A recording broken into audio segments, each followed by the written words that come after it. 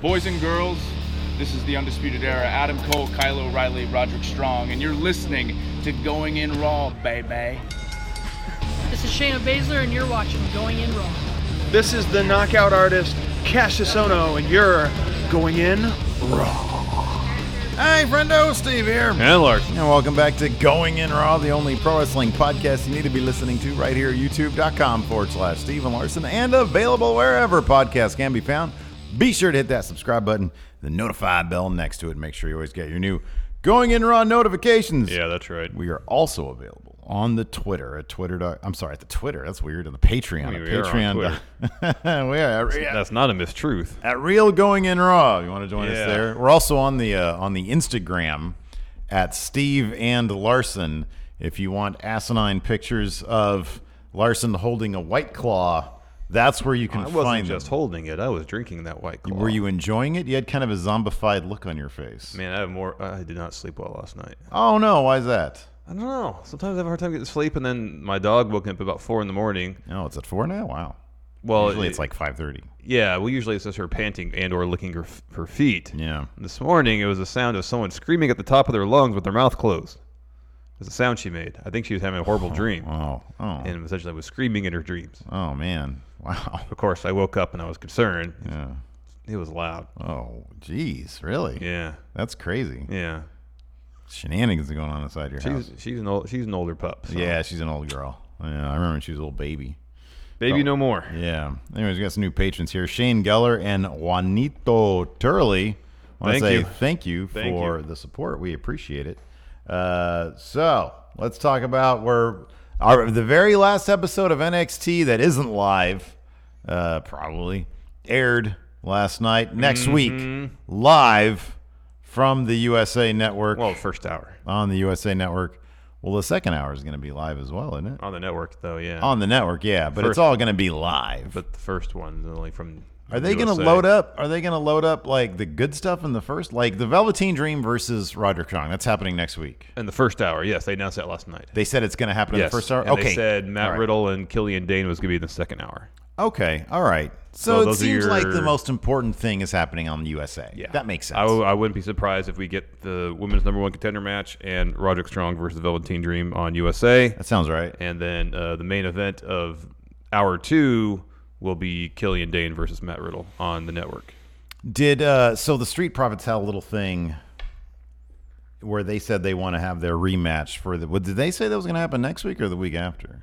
I think they just said they wanted it. Oh, okay. I didn't hear a time frame whatsoever. Okay. I thought they had said something like, what better way to make a splash? Maybe they were just talking generalities. I think they were just, NXT on USA, then getting our rematch. So maybe that's something that will be slated for October 4th for the first proper 2-hour show on USA. So I skipped through a bunch of crap on NXT, like the stuff in between matches. Yeah. Not the promo stuff or the backstage stuff. But I might have missed it. They actually said the first hour. Did they explain it? They didn't explain why. But they said yes, the first hour would be on USA, and the second hour would be on the WWE Network. Yeah. Did they blame Suits for it? They say apparently people want to see Suits. They didn't throw anybody under the bus.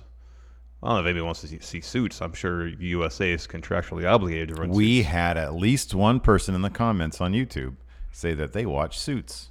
So there you go. A.O. Worm claims they said next week, the Street Profits.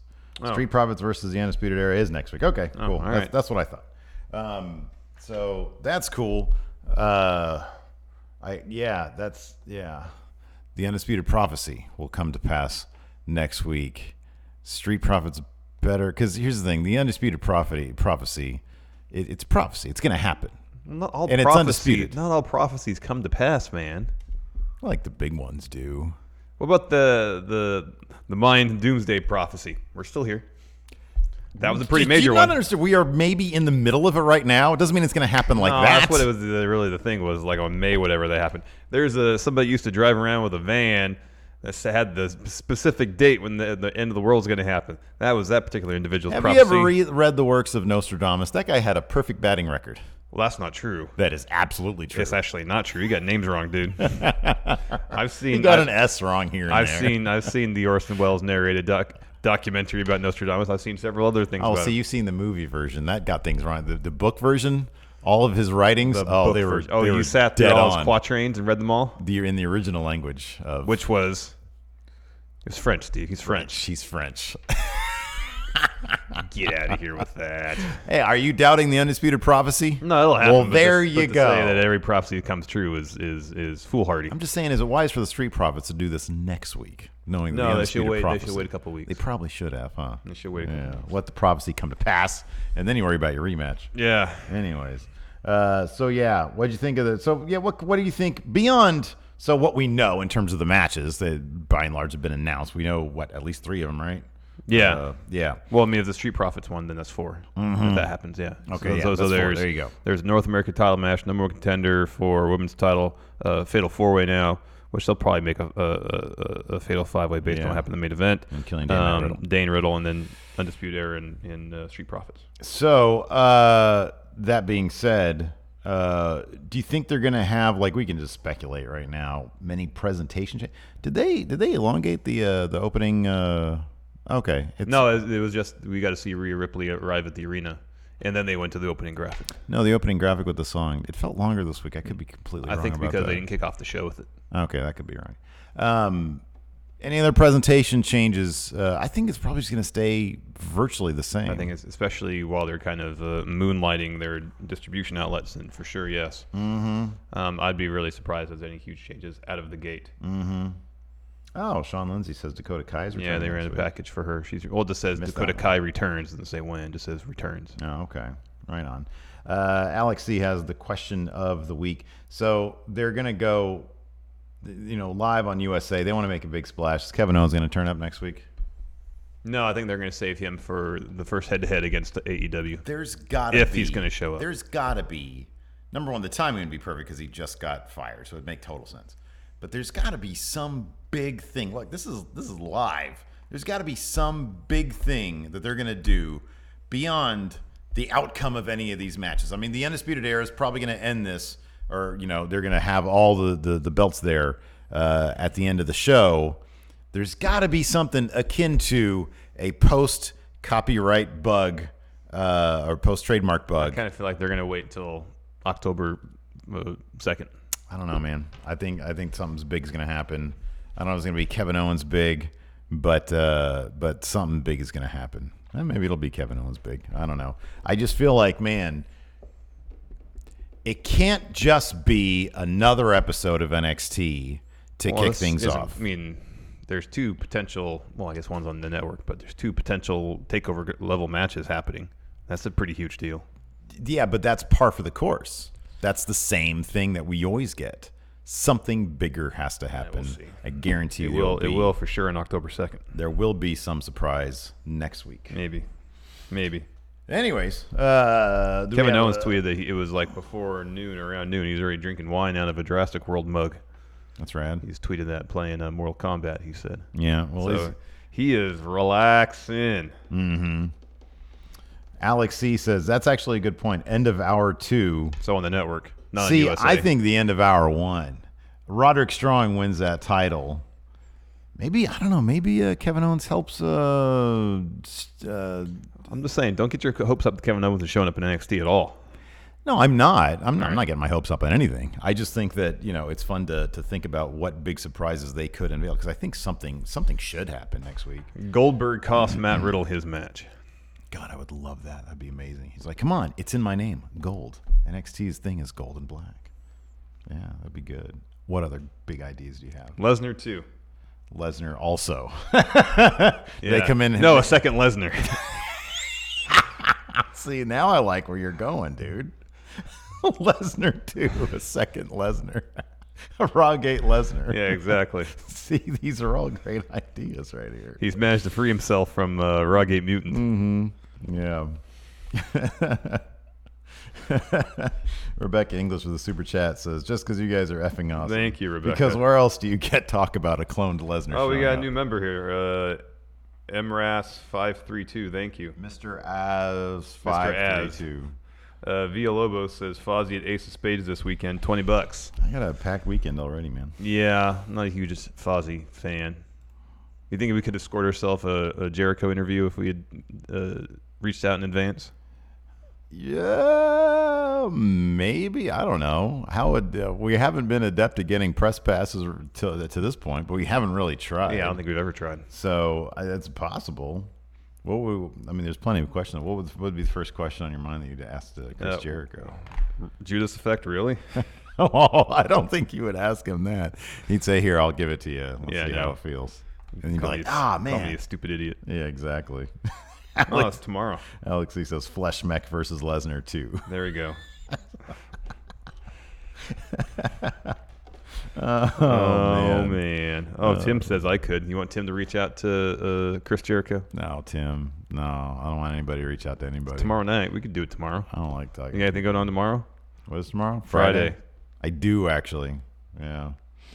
You don't know everything about my life. I have orgy party tomorrow. No, you don't. You're probably watching the stream of high school football games. No, actually, I don't even have that. I've got now somehow my dad, like, there's a band playing at a restaurant. Oh, really? Go to, yeah. That's fun. So I'm going to go see a restaurant band. That'll be fun. Yeah, no, it should be cool. It should be fine. So anyways, let's dive into this. Yeah, so NXT kicked off with some SUVs, security. Out walks Rhea Ripley. Rhea Ripley gets her own security presidential I know motorcade. I kind of feel like someone mentioned in Pretty chat here cool. that she should have rolled up on a Harley. Something more befitting her packaging, you know? Yeah. I mean, she rolled up like she was some corporate CEO type person. Or a politician. And that's not really, you know, the character. It is entirely possible. I mean, it's entirely possible that she does not have like a driver's license. It is possible. You know, she's pretty young. Then she can roll up. Someone can be riding the Harley and she can be in the sidecar. Driving in the UK seems like a big pain in the butt. It does. Man. It really does. Like, just from Ubering around and getting taxis and stuff. Real taxis, not fake taxis, mind you. Yeah, just it's sort of a pain in the butt. I just want to see roundabouts. I and just stuff. wanted to see a sidecar gimmick in NXT. I think it'd be funny. We don't see enough sidecars. Wait, who would be in the sidecar? Rhea would. She has a drive. Who'd be driving? Know, some dude, some biker-looking dude. Just some dude. Jackson Riker. I don't know. He looks like he could ride motorcycles. You have dropped so many Forgotten Sons references lately. I literally, this is not no pun intended. I literally forget they exist until you bring them up incessantly, and then I just completely forget. They have actually achieved that level of gimmick. Yeah. What is going on there? My kids made this for me. That is awesome. She insisted that I wear that today. I don't know. A bunch of C's on. Oh, C, C. P, C, R. Oh, PCP. No. R. CPCR. Red Hot Chili Peppers? No. There you go. Red. It's just letters. Yeah. That's cool. That's pretty neat. Yeah. Well done. Which one? Ava. Oh, Ava. Nice. Very cool. I'll have to get on Bama. Why aren't you making cool stuff like that? Anyways, Rhea Ripley arrives at Full Sail. And then we get the intro package. And then Damian Priest. Vampire. Not vampire. Yeah. Well, vampire intro, like vampire. Ooh, what if it was Damian Priest that was rolling up on the Harley with the sidecar that had Rhea Ripley in it? I like it the opposite. I like she's riding the motorcycle. But the whole point of why she had the motorcade is maybe she doesn't have a license. Yeah. So someone else has to be riding. The power dynamics there, the Harley. visuals of the power dynamics, I'm not huge on. What about Mr. Bootiesworth? See, that's a bit better because he's like riding. He's like, he's the errand guy. I think it's somebody on. With Damian Priest is like, hey, this is my old lady. No, I understand all that. Yeah, I got to think about that some more. That's a nickname that's exclusive to motorcycle. Do About you think Eric Bischoff calls his wife old lady? His old lady? I would be surprised. That's the domain exclusively of motorcycle gangs. What about one of the Metro brothers? JC Metro. Yeah, okay, that works. Or she's brought one of fully deadly, super deadly. Pretty deadly. Pretty deadly. Yeah. NWO Jay White. Yeah. From NXT UK. Anyways, Damian Priest versus he won. Boa. Yeah, versus Boa. Damian Priest won. It wasn't that competitive a match. Boa had like 30 seconds of offense that seemed like it actually did something to Damian Priest. Otherwise, punishment shook it all off. Like he refuses a donut. He refuses to sell this guy's offense. Yeah, punishment shrugs off the vast majority of anybody's offense. Like there was that one week that Mansoor kind of had some offense in on him. Yeah. But by and large, he just sort of shrugs it off. Yeah. Ha ha ha. Yeah. Damian wins with Cyclone Kick followed by Crossroads. Sorry, Adam here in chat says Toonses should be driving the one. He should be driving Rhea Ripley. There you go. Toonses. Bravo. Off the cliff. And then we had a video package for Velveteen Dream Roderick Strong, or Roderick Strong burned some furniture. Yeah, he doesn't like that sofa of his. And then Johnny Gargano came out, Mr. Wrestling, and he gets in the ring, and he's about to make an announcement. That crowd just would not stop saying his name. Johnny Wrestling, yeah, it was a long There was chant. like one guy who was like, boo! Yeah. I mean, that's the thing about Full Sail. There's one person in there. Tommaso Ciampa. Boo! Yeah, they were going on for a while on that one. And then he was talking around what the hell he was going to say. He was like, last time I was in the ring, I fell 20 feet. And when I came to, everybody was cheering. Dude thinks he's and I had decision. And people go and come from here, and they all make decision. I made decision. Yeah, and this decision was not easy to come to. But I'm here because I like to say decision. I love NXT, and you're NXT, and I owe it to you to announce this in front of everybody. Here's decision. Decision Shane is coming, Thorne. right? And then shirtless Shane Thorne. Man, that's a great look. I wish I could do that. Just walking around with no shirt on all day. Seems very comfortable. Yeah, at the least. However, again, when I'm looking at the power dynamics, I see one guy who can afford a jacket and a shirt, and another guy. No, don't get it wrong, man. Yeah, Shane Thorne can afford a shirt. If I look like that, I wouldn't be wearing a shirt either. I mean, Johnny Gargano looks great, but he's got a shirt on. Sometimes you just put a shirt on. Yeah, I'm not with you on that. Shane Thorne comes out. He ain't got no shoes on, no shirt. He had shoes on. I don't know that he did. He did. I don't think he did. He had bare feet. No, he didn't. He had like his zipper was undone. He had like airwalks. His zipper was undone.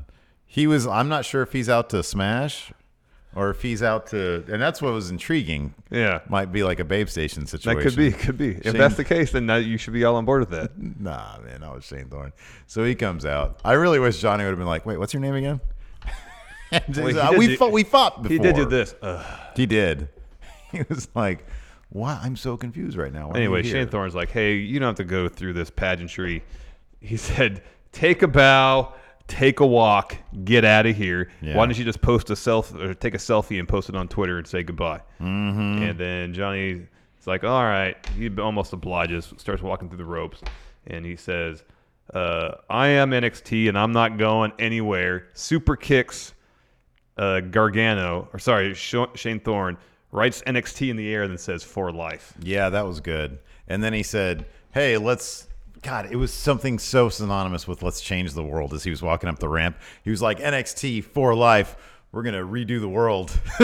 Something like that. We're going to take over the world. That's takeovers, their thing. Yeah. We're going to take over the world. I'm like, yeah, we're going to change the world. I mean, we're going to take over the world. Change the world. We're very elite. Best bout machine. No, best bout person. Yeah. Anyways, after that, Forgotten Sons vignette. Oh no! I fast forwarded through this. I think it was literally 2 shots in the logo. It was super short. Full disclosure, I did not watch this last night. I came in this morning late and watched it this morning. Well, you were here on time. Actually, here early. I was here at like 9:10 or so. Yeah, I saw you drive by when I was dropping off my kid at school. I know. In my head, I was like, "Man, Larson's so annoying." And then he was right there. I was like, "Why is he there right there?" And you drive by, I give you a thumbs up. You do this. I know. The same reaction you gave when it's just my natural reaction when I see your face. When someone pulled out in front of me and caused an accident, and you drove by while we were doing insurance and stuff. Yeah, it's the same thing you did. Except that time you rolled down your window and go, "Larson!" Yeah. God, why are you always just around doing things? Well, I mean, technically speaking, you're driving through my neighborhood to get here. You just moved here like 6 months ago, fool. Actually, it's been almost a year. Has it really been a year? Yes. Oh my goodness gracious, time flies. And after that, what happened in this Forgotten Sons vignette? I told you it was like 2 shots of B-roll and the logo. It was super short. Really? Yeah. What's the point of that?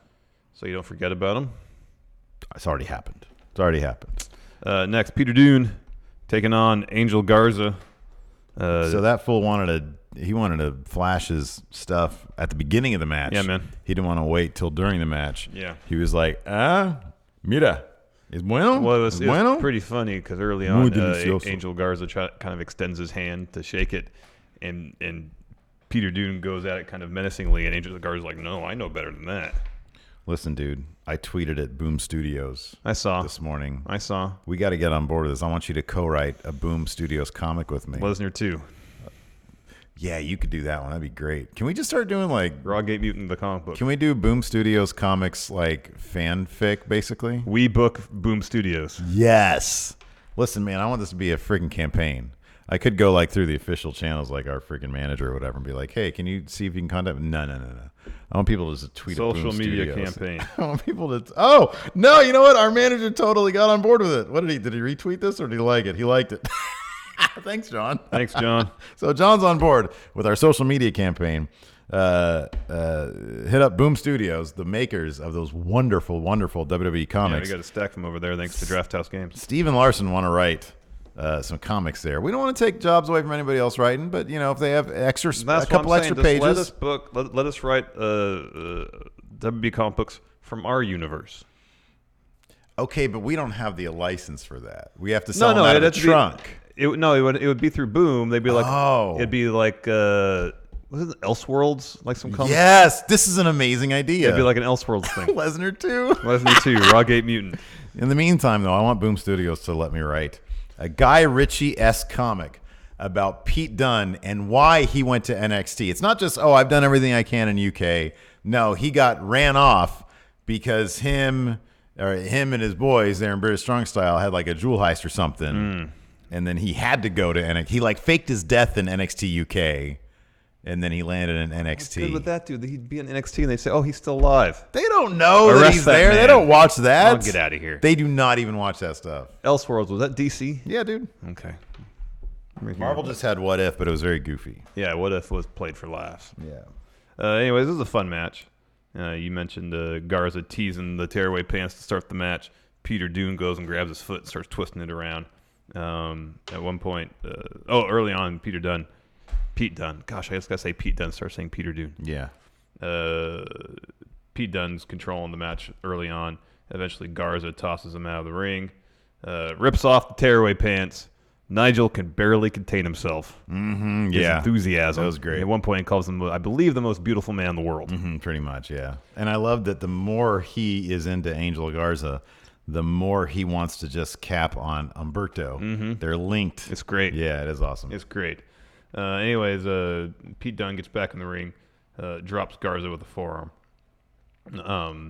Finished Garza go for a springboard kind of moonsault off the second rope. Dunne avoids it, puts him in a triangle, snaps the fingers. Angel Garza has to tap. Oh, yeah. Yeah, that was good stuff. Yeah, it was really good. They're not shy about jobbing out all these breakout stars, huh? No. There's one. There is one though, and he comes up kind of next that they obviously have plans for. But before that, we had a Street Profits promo from Central Park. This, in terms of the timeline, took place before their brief appearance on Monday Night Raw. Yeah. Going live is going to help all that stuff. Yeah. It's all very confusing. Yeah. I thought this was really good because they didn't have to worry about hyping anything other than themselves. You know why I thought it was good? Because it was proof positive that they watched the show, which makes me feel bad because I talk trash about how they're used on Raw. I don't really talk trash about them necessarily. No, they're not implemented to their fullest on Raw. I think it's a compliment for me to say, I want to see these guys fight. Well, here's the thing. And they're being misused on Raw. They are being misused. And here's the thing.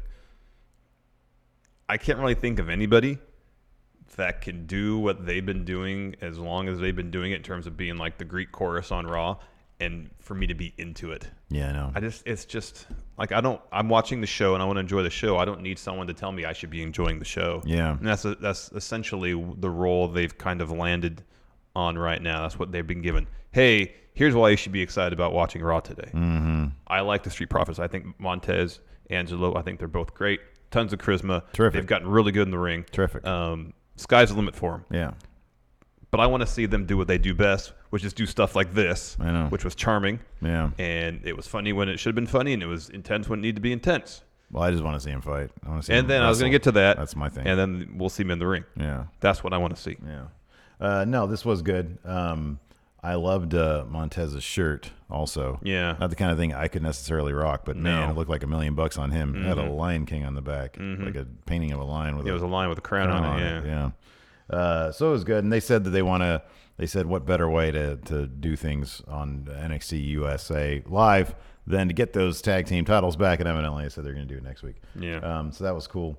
They were on a giant rock, though, and they weren't sure how to get off. Yeah, that's right. And so I wonder if they asked somebody how to get off the rock and where Madison Square Garden was, or if that was part of the camera crew or something. It had to have been a plant. I do appreciate it. There's no way they got any permits for that, though, because number one, in New York City, it's like impossible to get film permits. And number two, it was just went out and probably did it on an iPhone. Maybe. It was great. Maybe. It's good stuff. Next, Raul Mendoza taking on Cameron Grimes, Trevor Lee. What do you think about Trevor Lee's hat? I love it. It's great. It's amazing. It's a Jim Dandy hat. It's fantastic. Well, no, it's a little too. It's a top hat. Jim Dandy hats are the ones with the rounder tops. Well, I mean, the term Jim Dandy is. Yeah, I understand. You can use that in a lot of. But contexts. in my mind, it's like he doesn't really look like a Jim Dandy. No. Yeah. Okay. He looks more like someone from a southern rock band from the 70s. That's true. That's totally true. He's got the play some Skinnerd. Yeah, the leather vest. Yeah, okay. Like he could be a roadie for Allman Brothers or something. Like he's not a fan of Neil Young. I guess so. Yes. I guess so. It always trips me out if you actually listen to the lyrics of "Sweet Home Alabama." It's talking trash about Neil Young, Southern Man. Yeah, it's talking trash about Southern Man, but it's also like, are they like apologists for Nixon? I don't know. They reference Watergate in it. Yeah, I know. I have no idea. I don't know anything about. They're like so on the wrong side of history on everything. Totally are. But my kid loves that song because it's literally about her, in her mind, anyways. I see a Southern rock band, or like even if you want to go to Red Dead territory, like a henchman in that gang of theirs, who just does his henchman business in his undies. Right, exactly, yeah. No, I love it. Are you not into it? Yeah. I liked in PWG when he just walked the ring in his black tights and nothing else. I don't need a vest. I don't need the top hat. He was really good in Impact because they had the Cult of Lee there, and he had like the dude. What's his name? Andrew Everett, right? Or was that after Caleb Conley? Is that his name? The dude. He was like the last guy to play Suicide, as far as I know. Gotcha. He was like recruiting people into his cult. See, that's cool. But it wasn't like religious. It was just, hey, everybody look like me. No, he's terrific. I'm fine with the hat. I really do hope. Here's my hope that he brought that to the table. That's my hope. What, the hat? Yeah. Hey, Trevor, what did you always want to do? Wear a hat. Wear a hat and like a leather vest. A leather snakeskin type vest. Yeah. Okay, cool, man. Here, have at it. Yeah. Maybe not. I don't know. Maybe. Looks cool. Maybe someone just went to the prop department and found a hat and a leather vest and said, "Here, this is your character now." I flippin' love that he's got a double stomp for his finisher. I mean, obviously, standing double stomp. Yeah. We saw that in the breakout tournament. Oh boy, I don't remember what his I don't remember if that was his finisher in Impact. I don't remember it being his finisher in PWG. Yeah, but it's terrific because he does it with such viciousness. It's really great. Yeah, he did one of those to Raul Mendoza. Raul goes up, tries for a Phoenix Splash. Trevor Lee gets out of the way. Raul runs the ropes, or run towards him. Cameron Grimes drops him with a double stomp for the win. Bang, bang. Next, Candice LeRae barges into Regal's office. She's like, "Why are you giving EO opportunities to get a title shot? All she does is beat people up. All she does is beat me up. Yeah, she shouldn't be getting these opportunities." And Regal's like, "Well, yeah, you're right." He's like, "Did you just hear what came out of your mouth? She beats people up. Generally, that will warrant a title shot. It's good stuff." Well, as long as you do it in the ring, I think it's the extracurricular stuff that Candice has a problem with. So Regal says, "All right, I'm going to make the triple threat match a fatal four-way match for the number one contendership, the women's title." I don't remember him saying specifically that Candice is the fourth person, though. Yeah. That was the implication. Yeah. They did. I mean, that was sort of an important piece of the pie. I don't remember them explicitly saying that, though. Who else is it going to be? Yeah, I know. And then he goes, well, come to think of it, Rhea's got a match tonight. If she wins, 5-way. Yeah. He's like, but I still haven't said you're in the number 4. Yeah. Remember that. Just remember that. Remember that. Alex Foster here in chat has a good point. He says, did Candice LeRae complain her way into a number 1 contendership match? Is that the equivalent of let me speak to your manager? Kind of, yeah. Yeah. She just said that. She did that. Yeah. Let me talk to your general manager. Very well. After that, we got the little video package about Dakota Kai, captain of Team Kick, returning. I like her. Yeah. She said that when she loads up that kick. Mm-hmm. Her finisher was pretty cool, too. Yeah. Returning, didn't say when, though. Next, we had the announcement that Roderick Strong and Velveteen Dream would be in the first ever NXT on USA, and then Matt Riddle versus Killian Dane to probably main event the second hour. What? Alex C says it's going to be Candice 2. Candice 2? Yeah. Mm-hmm. Clone of Candice. Mm-hmm. And then we get our main event, Rhea Ripley versus Shayna Baszler. I like that Rhea Ripley is in no way intimidated or scared by Shayna. Yeah. She gets the ring and starts doing this. Get out here, Shayna. Action now. Get down to this ring. That's what she wants. And she had the strength advantage, and it showed early. Shayna would try to put Rhea in some sort of submission move. Rhea would power out. Mm-hmm. It happened several times. And at one point even, I think it was an arm bar. Yeah, that Shayna walked in briefly. Rhea powered out, but she was still doing a good job of shaking that arm out, selling it a little bit. Business really picked up when Rhea misses a basement drop kick. Shayna puts her in the clutch. Rhea powers out, drives Shayna to the corner. So Shayna's kind of sitting on the top rope. She sells the impact for a bit, puts the clutch back on. Ref breaks the hold. And then, like in 2K19, Rhea drop kicks Shayna off the top rope, sending her outside. And there was this great bit where Rhea more or less deadlifts Shayna onto her shoulders and then dumps her face first on the ring steps. Yeah, that was good. Gets her back in the ring. That's when Jessamine Duke and Marina Shafir come down. I think it was Marina, gets in the ring. Rhea lays her out. Jessamine Duke grabs a chair. That's a distraction for Rhea. Shayna hits her with a knee, and then Jessamine gets a chair from in the ring, gives it to Shayna. She swings at Rhea. Rhea grabs it, takes the chair, hits Shayna with it. Very scary. So Shayna wins by DQ. Yeah. Yeah, it was good stuff. Yeah. I hope that Rhea Ripley sticks around. Yeah, I get the feeling that she probably will. And then to close out the show, we got Undisputed Era promo hyping themselves, hyping the prophecy, but more importantly, hyping NXT on USA. Yeah. Just in case you weren't clear of that was happening next week. Yeah, they mentioned that a lot of times, but that's good.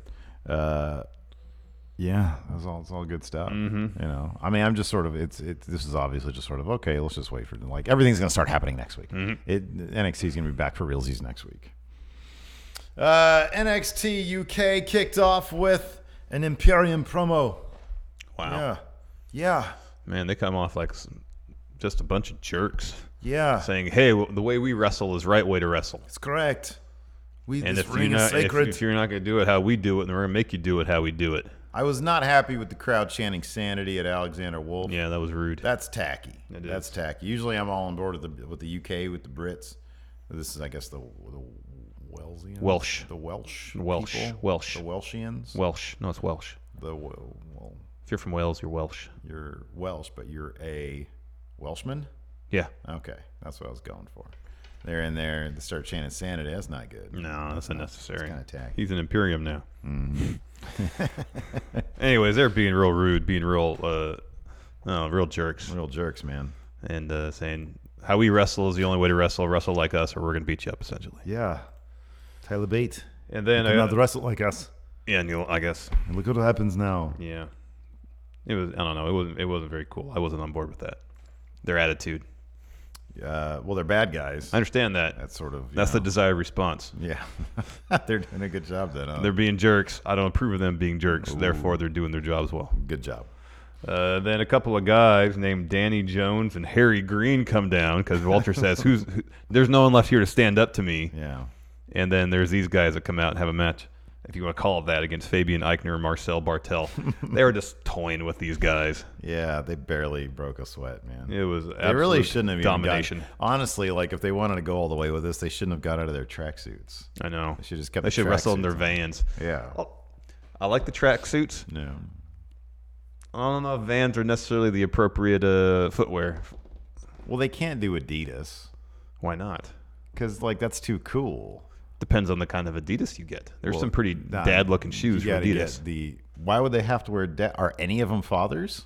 I don't know, but if you're saying some are too dad's cool, heels? If you're saying that some Adidas, I'm not saying they get superstars, the old school ones like you have, the yellow ones you have, those are superstars. I'm not saying they get those. They can find something that isn't old school or isn't cool looking. That's easy to do. I'm not saying they come out rocking Ultra Boosts.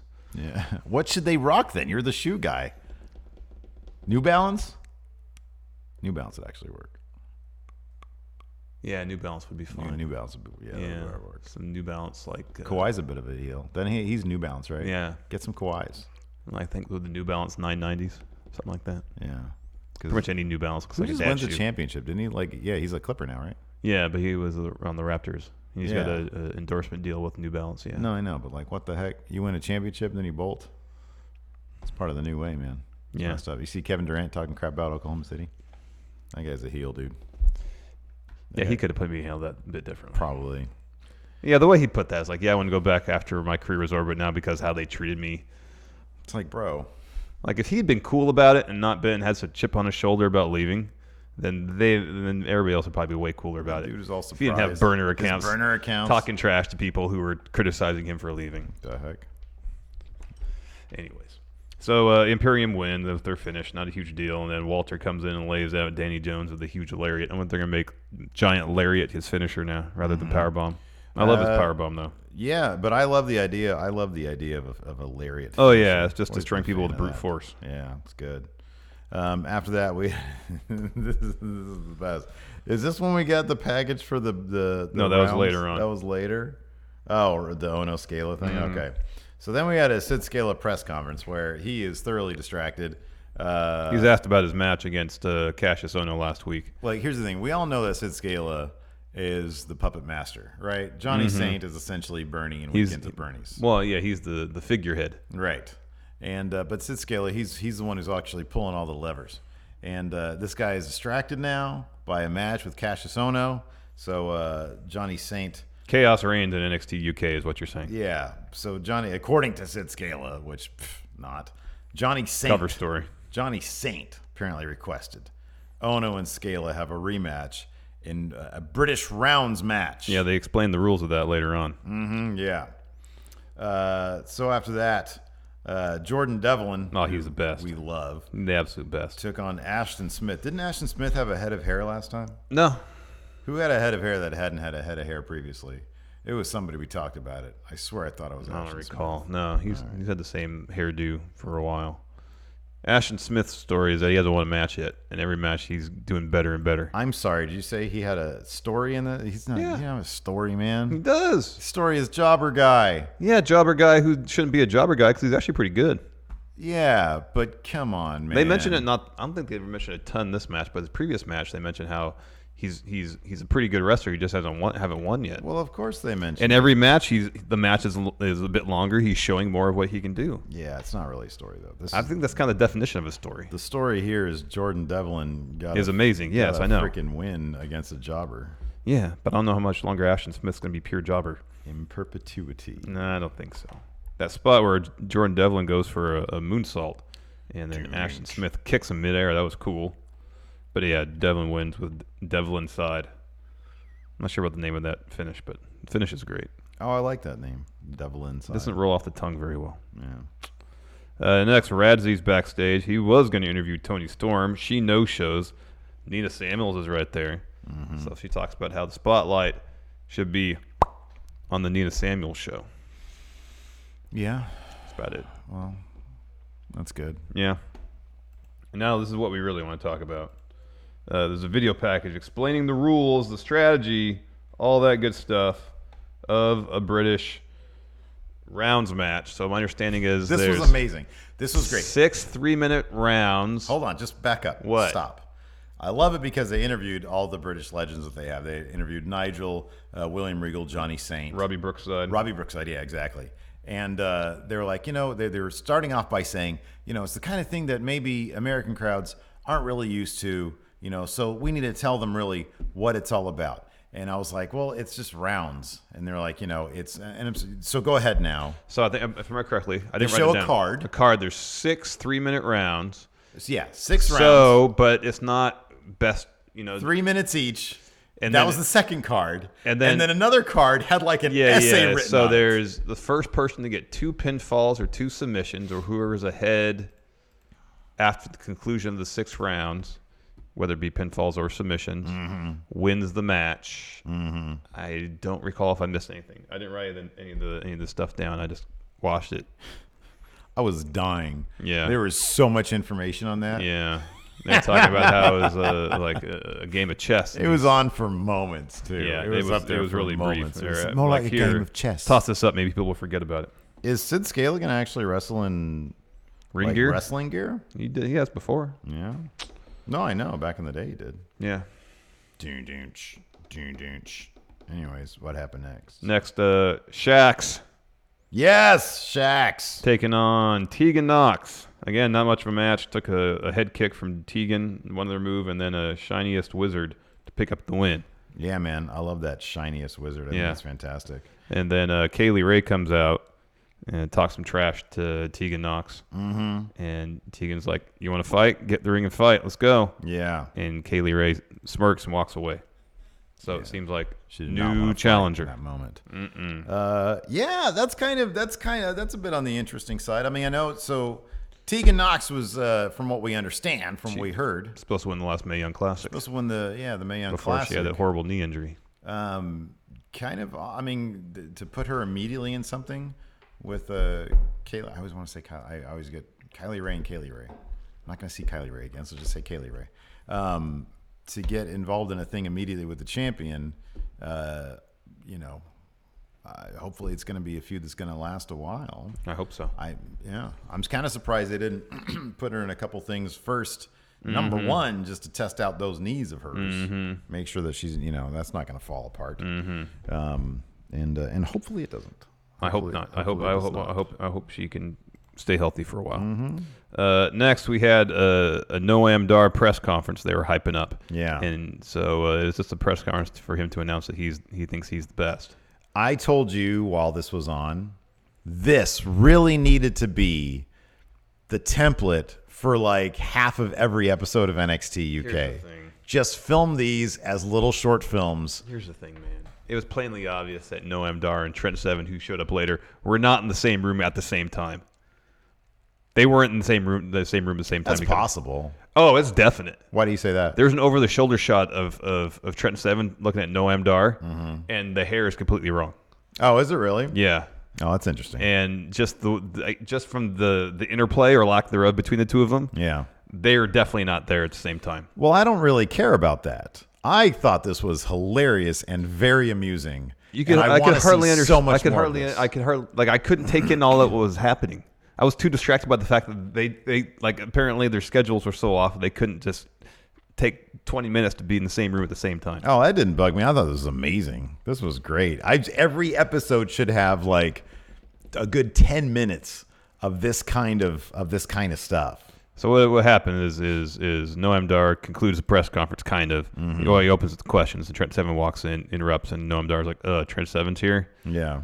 And Trent Seven acts like he's on the phone with... and also, look, when Trent Seven starts walking in the room, you can tell it's empty. When he walks in a little bit more. Yeah, okay, but here's the thing. I don't care about any of that. No, this is absolutely great. It bugs me. I don't know why they didn't break the 180 rule or anything. No, I know they didn't. Well, they might have for the over-the-shoulder shot. I think it's over Trent's other shoulder. Is it over it's over that shoulder over there? I think so. So Trent acts like Drake Maverick's calling him, and he's like, "Oh, you don't want him? Yeah, we don't want him here either." Oh, I love that. Yeah, that was good. Trent Seven's so charming. Good. How would you not want more of this? This is so great. See, look, they're not breaking any rules right now. It's really not that distracting. I don't know how you're so distracted by it. It just seems plainly obvious that he's not there. It's really, I mean, yeah, they could have done. See, look at that. That's not him. That's totally not Trent Seven. Hair's too short. Yeah, but it's not that distracting. And number one, that doesn't even happen until the very end. Yeah. I honestly don't get your issue with it. I mean, for me, it was just I could just tell they weren't there, and it was plainly obvious. How would you have known chemistry that, between them? How would you have known that? That's crazy. It's just because the vibe I got. Oh, okay. Well, yeah, I don't know. I don't know that that's like conclusive though. That's funny. I freaking love it though. I thought it was great. I want more of that kind of stuff because I thought they were both hilarious. I thought it was really well done. He's so cheesy. I love Noam Dar. That's great. And Trent Seven, that dude is born to be an actor. Oh, Trent Seven's great. Totally be Alex Foster does mention here in chat Trent's ringtone was his entrance theme, and that was a nice touch. I know. That was hilarious. That stuff is great. Yeah. Anyways, I could use a lot more of that in UK. I think the thing is, a lot of those guys, they have such the personality that kind of stuff would totally work. And given that they've all like basically been wrestling with each other for like at least 10 years. Oh yeah, they're like probably all friends. Yeah, they're probably all friends. That kind of stuff I'd love. Main event: Grizzled Young Veterans getting their rematch for the tag titles against Mark Andrews and Flash Morgan Webster. Yes. Good match. Not quite as good as a takeover match, but you can't really expect that level of brilliance every time. No, out. and in fact, I kind of felt like these guys were tired from that. This match actually was. I mean, it was fine. It was a good match. This is probably the day after that they had these tapings, so they're probably gassed. They clearly were a bit on the clunky side, which is total. I'm not talking crap at all. That is totally be expected after that takeover match. But yeah, this was a tad on the messy side. Yeah, is what I know. Wasn't bad. Andrews and Webster successfully retained. Flash hits his Destino type move. Andrews hits the shooting star press. They win. Yeah. So we got the face champs looking for new challengers. And then we had 205 Live starring Dio Madden. I thought he was really good. Yeah, me too. I thought he was really, really good. So we've seen, like, for example, with the case of Aiden English, who has developed into a decent commentary guy. Yeah, I think he's really hit a good rhythm. It's not an easy job. No. It is not easy. Getting comfortable in front of the microphone, keeping up with stuff, probably having somebody in your ear. Not everybody can be Nigel McGuinness, who apparently stepped behind the booth and was instantly brilliant at it. That was crazy, yeah. That's weird that happened so quickly with him. He's a natural. I thought, all things considered, Dio was actually pretty good. I thought he added something to the stories being told. I thought he was charming. He was funny. Yeah. The Kushida bit after the Kushida match was great. Yeah. That was good. Yeah, I thought he did a really good job. Interested to see, should 205 Live survive, how he fares in the future. Yeah. 'Cause I thought, based on one appearance, he did a great job. No, I agree totally. So the show kicked off with his introduction as part of the commentary team. And then the first match was Akira Tozawa and Brian Kendrick taking on Jack Gallagher and a mystery partner. Mystery no more. It was Kushida. Yes. What's your thoughts on them debuting Kushida on... So...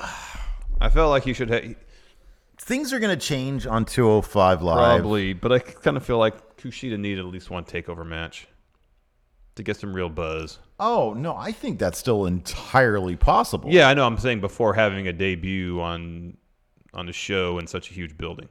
Kushida's a big deal. He is, but I didn't feel like the crowd reacted. They did not.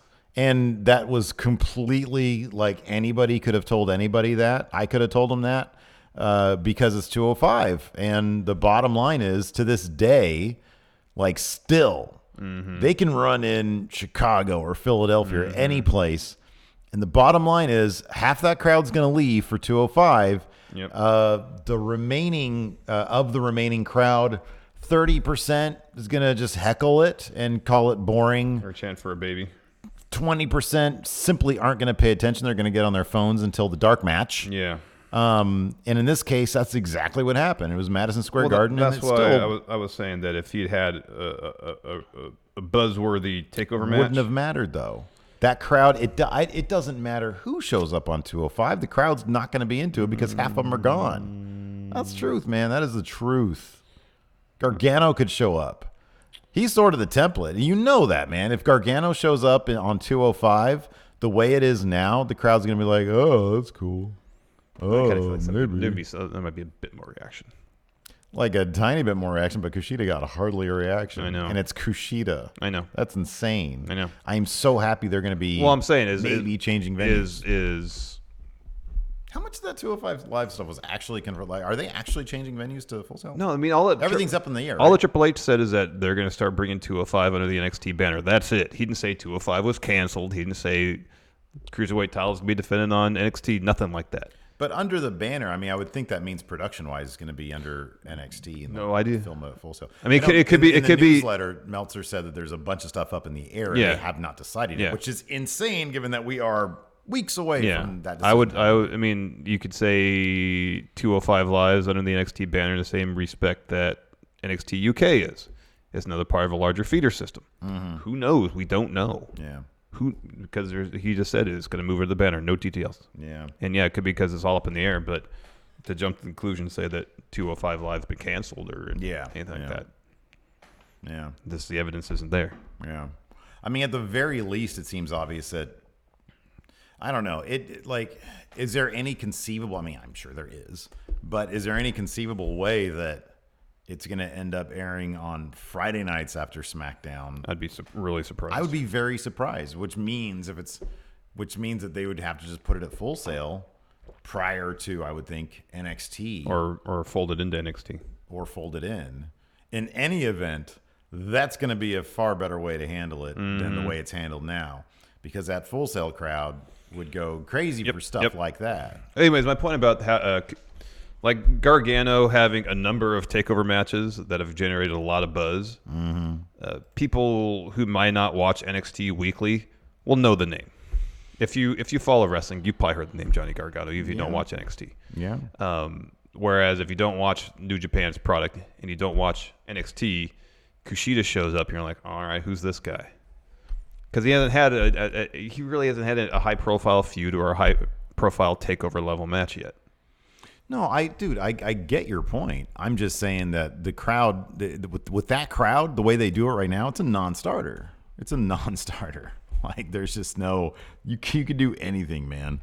And that crowd is just not going to be into it because that's not what they're there for. Anyways, Gallagher has a mic when he walks out. He introduces Kushida. Kushida and Brian Kendrick are in there to start. Eventually, Gallagher gets the tag in, so he's the one that takes a majority of the offense from Tozawa and Kendrick. There's a couple instances where it seemed like they were working a little heelish, especially Tozawa. There's that point where Kendrick tosses Gallagher in the ring post. I'm not sure how Jack Gallagher didn't get hurt. Yeah. He was ran full speed in that thing. Yeah. And Kira Tozawa walks by and pats him on the head. That was a nice little touch. No, I liked it. I mean, they are the bad guys in this, and so it is another dimension of Akira Tozawa to see him work like this. I liked it. I thought it was cool. It was pretty cool. Kushida gets back in. Kendrick puts him in the captain's hook. Kushida reverses the pin. Kendrick kicks out. Jack. This part was great. The ringside, Jack gets taken out by Kendrick forearm, and then off camera, you see, or into frame, you see Tozawa run off the apron, hit his senton, and just smashes Gallagher against the barricade. Yeah, it was amazing. Yeah. Anyways, the finish saw Akira and Kendrick kind of go for their finish. Instead, Akira accidentally kicks Brian Kendrick. That lets Kushida put Kendrick in hoverboard lock. Kendrick taps. Yeah. Win for Kushida in his 205 debut. The butt. But yeah, I think it'll be so much better once that division is either folded into NXT or brought to Full Sail or whatever they're going to do with it. Yeah. It's just going to be so much nicer. See a crowd that's actually hyped, and them I don't know, man, putting on matches that crowds are appreciating. I'm going to love it. Next we have the Singh brothers doing their inside the Bollywood actor studio thing again. I laughed at this. They wanted a Tozawa and Kendrick themselves too. Yeah. They talked about wanting their own Bollywood Walk of Fame star. Another. They're so low key and mellow in these promos. But I love them. They're great. After that, we had a Mike Kanellis promo. Yes. Where he showed up in a sick denim jacket. You ever have a denim jacket? I did have a denim jacket in junior high, yeah. It's pretty cool. Boy, you were styling in junior high. You had a starter jacket and a denim jacket? Holy crap. Sixth grade, I had a denim jacket. Wow. Yeah, man. Man, you're an early starter. He's tired of doing nothing, man. Yeah. He's like, I'm doing a whole lot of nothing. He's like, what do I have to do around here to get a title shot? I beat people up. I beat up Tony Nese. He was champion. I beat Brian Kendrick. He pioneered the division. I get nothing. I just want to show my wife that I'm great. And Marie enters and is like, I'm supposed to be impressed by that. Yeah. You're crap. Said if you can't have an impressive win, maybe I shouldn't even be here. You're garbage. So way to write Maria off so she can spend the rest of her pregnancy comfortably at home. Mm-hmm. Yeah. Instead of be on the road. She doesn't have to be on the road while pregnant. That'd be miserable. It's so cute, though. Like, her social media is just, like, pictures of, like, her backstage at WWE events and, like, her little kid all run around and Mike being a good dad. It's very adorable. They're a very adorable family. Mm-hmm. So, yeah. And then we had the main event, which was supposed to be Carrillo and Lindsay taking on Tony Nese and Drew Gulak. However, pre-match attack by the heels. Mm-hmm. Daivari comes out to get himself a piece. Mm-hmm. And then we have Grand Metalik come out to even the odds. Grand Metalik. So Humberto grabs the mic and says, how about the three of us against the three of you? Drew says, fine. Mm-hmm. 6-man tag match now. Yes. Yeah. And vast majority of this match, the crowd was more concerned about someone bringing an infant into the arena as opposed to what was going on. Hats off to Drew Gulak for improvising and trying to get the crowd back into the action in the ring by cradling and rocking Grand Metalik like a baby. That dude is a professional. Yep. Because the crowd, that baby tried to steal the show, that darn baby, and Drew Gulak stole the show back from that baby. Yeah. That was good. It was good. In the end, though, it was interesting that they had Lindsay Dorado win. Maybe not so interesting because he's probably be the one that takes the pin in their Clash of Champions match. This kind of solidifies it in terms of the math. He avoids Drew's Cyclone Crash, hits a shooting star press for the win. There's some fun spots, especially in the latter half of the match, where they were trying to get the crowd back into it. But it's surprising to see a New York crowd so disinterested in good wrestling. It's the WWE has positioned 205 to just be the brand that nobody cares about, and you put it in the hands of a Full Sail crowd who will nurture and hold that. I would like to hope so. And it'll do good things. I mean, I don't know what their other option is. I mean, if they want to continue to run it after SmackDown on Fridays, that's going to be an even bigger non-starter. So I'd be surprised if they did that. If they put it on Full Sail, I think that crowd's going to be wonderful for it. It's going to be a great fit. I got a couple questions here. Jay Sean Lawrence, how loud did Steve pop from Andrews this week? Oh, you were there. You heard me. How he loud was did I waving pop? his arm, trying to get that little dance down, all that. Yeah, man, we were literally in there trying to figure out how he does the walking thing. It's going to take some practice. Neither of us got it. Epico, the $420 over the past 2 days should cover the daily budget for the next 46 weeks. Yeah, man. No, you need to put that money to good use. You got a new business that you're starting. Yeah. You got evidently hospital bills perhaps to cover. Perhaps, yes. So hopefully the $200 you gave to your lady to go get some food, she brings back some good some good eats for you, pal. Keep us apprised on that. Yes. Let's see here. I'm going to go to, you know what, man? Discord doesn't give me enough credit. I've been going to them every day this week. Every day? Every day to check what they have to say. You can get access to the Discord for $1 on the Patreon, or if you're a YouTube channel member, I just posted a link yesterday. Yeah. Greg Morris asks, you have to pick one of these. Kevin Owens joins the Undisputed Era, or he feuds with them. Feud first. You only pick one. Only one can ever happen, and then nothing else. Feud then. No, I'm gonna go with joins. I like to see them all be friends and trying to make each other laugh, because that's all it's gonna be. Adam Cole's gonna be trying not to laugh the entire time. I want to see good matches. Let's see here next. A little bit of Djibouti. Nick Kyle asks, what are your predictions for Clash of Champions going up? They're gonna go up Saturday morning. We're going to try something a little different with them. We're doing things different here, going in Raw, people. Yeah, we're trying new things. Speaking of sidecars, if you could reinvent Hanna-Barbera's wacky races, which wrestlers would have their own cars and what would they be? I should have read that one before I said it. Why? I don't know. The wacky races, I don't know what that is. I can't remember that. It's when they had the various characters from, I believe, the Hanna-Barbera universe. Is it a video game? No, I thought it was a cartoon. Or a cartoon, okay. I have no idea what it is. Unless it was a video game. I kind of vaguely remember that from my youth. Well, you got to have Space Coast in there. Yeah, that's true. Oh, wrestler, sorry. You were just rebooking it with Hanna-Barbera characters. Yeah. All wrestlers and then Space Ghost as well. Just the 205 guys. That's what I want to see. I think 205 would make a great cartoon. Mm-hmm. Like those characters fit. Yes. They would fit cartoons really well. Yeah. Tony Nese in the most nondescript vehicle possible. But it'd have a great engine. It's a premier vehicle. It's the premier vehicle. That's pretty funny.